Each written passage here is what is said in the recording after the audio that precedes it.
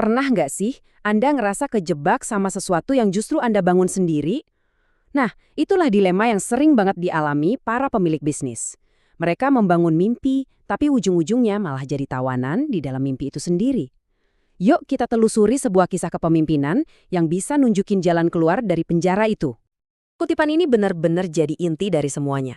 Ini soal keberanian buat ninggalin zona nyaman yang sebenarnya malah bikin kita sengsara. Oke, mari kita mulai perjalanannya. Oke, kenalan dulu sama Daniel. Mimpinya punya praktik gigi sendiri, malah jadi mimpi buruk. Stres, ragu sama kemampuan diri sendiri, dan tagihan yang numpuk bikin dia ngerasa kayak penipu di kantornya sendiri. Kebayangkan gimana rasanya? Nah, ini dia, dua sisi mata uang kepemimpinan. Kalau salah langkah, jadinya ya kayak penjara yang dirasain Daniel, pahit dan bikin frustrasi berat. Tapi, kalau dilakukan dengan benar, kepemimpinan itu punya kekuatan buat mengubah hidup banyak orang. Masalahnya Daniel ini lagi kejebak di sisi yang kiri dan sama sekali nggak bisa lihat potensi di sisi kanan. Sampai akhirnya, di titik paling rendahnya, pas rasanya udah nggak ada harapan lagi, Daniel cuma bisa memohon pertolongan. Sebuah permintaan yang mungkin akrab ya buat kita yang pernah ngerasa mentok banget. Dan inilah titik balik dari ceritanya. Dan pertolongan itu datang dari arah yang sama sekali nggak disangka. Seorang pasien darurat bernama Jack yang ternyata pensiunan CEO datang ke kliniknya. Tapi Jack ini jeli banget. Dia nggak cuma lihat masalah gigi Daniel, tapi dia juga lihat cerminan dirinya di masa lalu pada sosok Daniel yang lagi berjuang mati-matian. Nah, ini dia pertanyaan kuncinya. Jack mengubah cara pandang Daniel terhadap masalah bisnisnya. Seolah-olah bilang, masalah bisnis itu ya kayak masalah gigi, butuh diagnosis dan rencana perawatan yang jelas dan komprehensif. Pertanyaan simpel ini benar-benar ngubah segalanya buat Daniel. Jack pun ngenalin konsep intinya, rencana perawatan pemimpin. Idenya sederhana tapi dalam banget. Sebelum kamu benerin bisnisnya, benerin dulu pemimpinnya. Kenapa? Ya karena pada akhirnya, sukses atau gagalnya sebuah organisasi itu tergantung sama orang yang ada di pucuk pimpinan. Oke, sekarang kita masuk ke gagingnya nih. Jack gak cuma kasih nasihat doang, tapi dia kasih peta. Sebuah kerangka kerja sistematis yang dia sebut RIHNO. Inilah jalan keluar yang selama ini dicari-cari oleh Daniel. Kenapa Rhino? Filosofinya keren. Rhino kan artinya badak, yang kulitnya tebal, dan kalau udah lari, fokusnya lurus ke depan. Nah, pemimpin juga harus gitu. Kerangkanya sendiri itu singkatan dari 5 pilar. R untuk right people, right place. H untuk hospitality. I untuk internal systemization. N untuk new business. Dan O untuk overhead controls. Tapi kan, sebuah kerangka kerja itu cuma teori sampai benar-benar diuji di lapangan ya kan? Nah, Daniel akan langsung dihadapkan sama serangkaian ujian berat yang bakal nentuin apakah dia beneran bisa jadi pemimpin yang dibutuhkan kliniknya atau enggak. Ujian pertamanya langsung yang paling sulit, soal R, right people. Ada Colette, karyawan senior, tapi kelakuannya toksik banget buat budaya kerja. Daniel dihadapkan pilihan sulit, mempertahankan status quo yang nyaman tapi merusak, atau mengambil keputusan pahit demi kesehatan jangka panjang bisnisnya. Dan dia memilih yang kedua. Itu baru namanya keputusan seorang pemimpin sejati.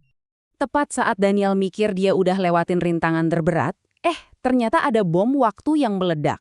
Sebuah penemuan yang bakal benar-benar nguji mentalnya jauh lebih berat dari yang pernah dia bayangkan. Ternyata, masalah dengan Colette bukan cuma soal kinerja buruk. Dia telah menggelapkan uang sebesar $85.000. Bayangin, angka ini jadi pukulan telak. Sebuah pengkhianatan yang rasanya hampir bikin Daniel hancur lebur. Krisis ini benar-benar ngebuka boroknya sistem di bisnis Daniel. Dan di sini nasihat Jack rasa relevan banget. Kualitasmu itu cuma sebagus sistem terlemahmu. Tanpa kontrol yang kuat, ya semuanya bisa berantakan. Sistem itu ibarat jaring pengaman. Tapi bukannya nyerah, Daniel justru jadiin krisis ini sebagai pemicu. Dia langsung nerapin sistem amplop, sebuah metode buat ngontrol arus kas secara ketat. Jadi, setiap rupiah yang masuk punya tujuan yang jelas. Ini langkah pertamanya buat ngambil alih kembali kendali atas keuangannya. Oke, setelah pondasi keuangannya kuat, Daniel langsung tancap gas nerapin sisa kerangka Rhino.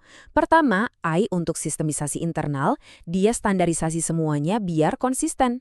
Kedua, H untuk keramahan, dia perhatiin pengalaman pasien sampai ke detail-detail kecil. Terakhir, N untuk bisnis baru, dia bikin program rujukan yang bikin pasien puas jadi marketer gratisannya. Hasilnya, wah, ulasan bintang 5 berdatangan dan kliniknya jadi profitable lagi. Nah, sekarang bisnisnya udah stabil dan untung, muncul tantangan baru. Ada tawaran buat beli klinik kedua. Kesempatan ini memaksa Daniel buat mikir lagi, sebenarnya arti sukses buat dia itu apa sih? Dan ini pertanyaan penting buat kita semua juga kan? Apa sih ukuran sukses yang sebenarnya? Apakah cuma soal lebih banyak uang, lebih banyak cabang, yang artinya juga lebih pusing? Atau ada hal lain yang lebih penting? Jadi, pilihannya ada dua. Jalur pertama, ekspansi. Beli klinik lagi, pendapatan nambah, tapi kerumitan juga nambah. Waktu buat pribadi berkurang. Jalur kedua, penyempurnaan. Fokus aja sama satu klinik yang udah hebat, biar lebih seimbang, dampaknya lebih terasa, dan hidupnya lebih memuaskan. Dan Daniel membuat pilihan yang mungkin buat sebagian orang nggak biasa.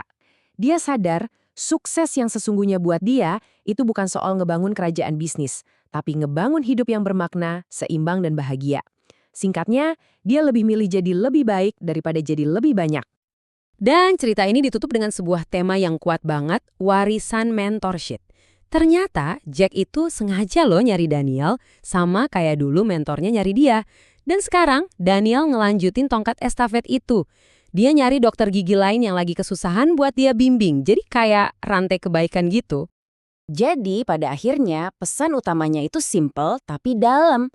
Kepemimpinan sejati itu bukan cuma soal sukses buat diri sendiri, tapi soal signifikansi, soal dampak positif yang bisa kita kasih ke orang lain.